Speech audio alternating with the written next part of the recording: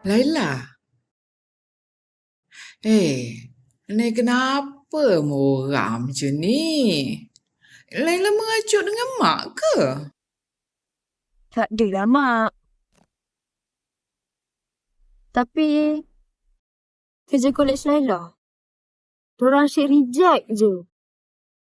Diorang kata kat Laila, Liju lah, tu lah, ni lah. Ya, ada je lah yang tak kena. Ya Allah. Laila, biasalah.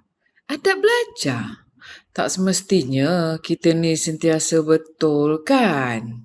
Yelah, Mak. Ni bukan sekali, Mak.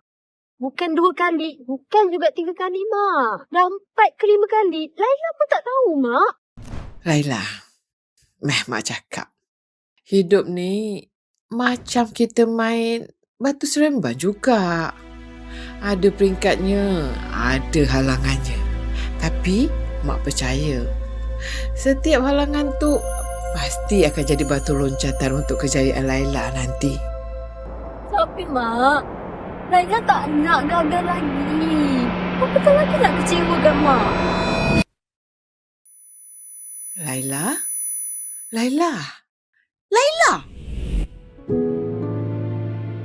Laila kena ingat pesan mak. Walau apa pun yang berlaku, Laila berada kat atas ke, kat bawah ke, mak tetap sayangkan Laila. Mak tahu anak mak ni kuat, kan? Laila, tak dengar ke apa yang mak cakap tadi? Mak,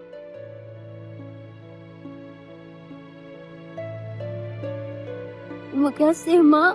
Sebab Mak selalu sangat ada dengan Laila. Lah, mak ingat tadi tak dengar apa mak cakap.